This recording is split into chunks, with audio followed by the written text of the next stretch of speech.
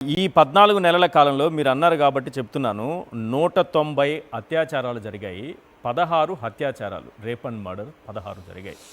అంటే ఈ రాష్ట్రంలో మహిళలు, బాలికల రక్షణ అనేది ప్రభుత్వ బాధ్యత అవునా కాదా? ప్రభుత్వ బాధ్యతే కదండి. దేనికి మనం ఓట్లేస్తాం? మనకి మంచి ఎడ్యుకేషన్ ఇవ్వాలి, మనకి మంచి హెల్త్ని ఏర్పాటు చేయాలి, మెడికల్ సపోర్టు, అలాగే మనకి లా అండ్ ఆర్డర్ కాపాడి మనకి రక్షణ కల్పించాలి. మనకి 3 పూట తినే విధంగా ప్రభుత్వం సపోర్టుగా ఉండాలనే కదా ఓట్లేస్తారు. జగన్మోహన్ రెడ్డి ఇచ్చేటివన్నీ ఇస్తాను, అంతకు మించి ఇస్తాను, సూపర్ 6 ఇస్తాను, మేనిఫెస్టోలో ఉన్నవన్నీ ఏ విధమైన కోతలు లేకుండా ఇస్తానని చెప్పి ప్రజల్ని ఏమార్చి ఈవీఎంలను మాయ చేసి అధికారంలోకి వచ్చి ఈరోజు ఏమీ ఇవ్వకుండా ఎవరు చచ్చిపోయినా పర్లేదు, ఎవరు మర్డర్ అయినా పర్లేదు, ఎవరు రేపైనా పర్లేదు, ఎవరిని తిట్టినా పర్లేదు, ఎవరు దోచుకున్నా పర్వాలా, అమరావతి రియల్ ఎస్టేట్ చేసుకోవాలి. అవినీతిలో అనకొండలాగా తయారయ్యారు. ఈ చంద్రబాబు నాయుడు, లోకేష్, పవన్ కళ్యాణ్ అనిత వచ్చాక డ్రగ్స్ కి అడ్డాగా మారింది. గంజాయి ఎలా పెంచుతున్నారు, 100 ఎకరాలు గంజాలు పెంచి పిల్లల జీవితాలు నాశనం చేస్తున్నారు. ఎక్కడ చూసినా ఫ్రీ ఇసుక అని చెప్పి ఇష్టానికి ఇసుక దోపిడీ, ఇసుక మాఫియా చేస్తున్నారు. మొత్తం లిక్కరు, బెల్ట్ షాపులు, 42,000 బెల్ట్ షాపులు జగన్మోహన్ రెడ్డి గారు ఒక్క సంతకంతో తీసేస్తే మళ్ళీ అడుగడుగున బెల్ట్ షాపులు పెట్టి పేదవాళ్ళ జీవితాలు నాశనం చేస్తున్నారు. కానీ మీరు ఇన్ని చెప్తున్నారు కదా, ప్రజలు చర్చించుకుంటున్నారా ఈ మోసాల పైన?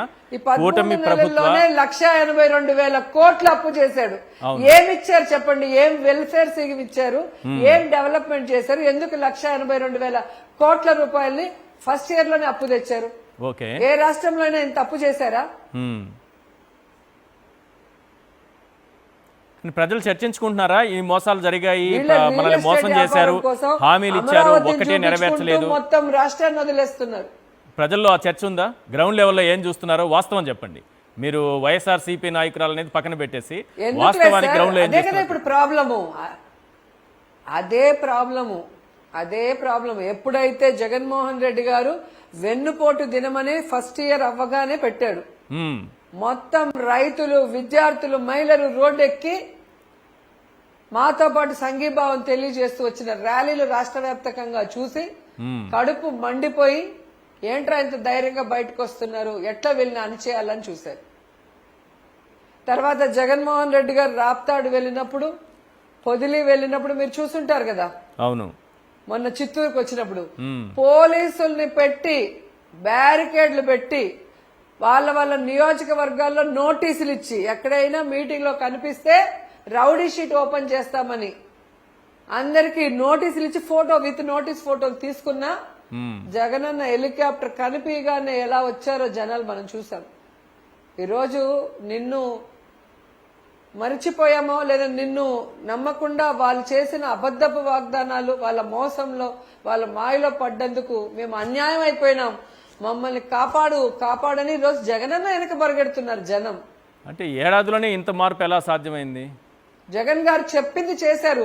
ఏ రోజు కూడా చంద్రబాబు నాయుడు దిగిపోయే రోజు 100 కోట్లు మాత్రమే ఖజానాలో ఉంది.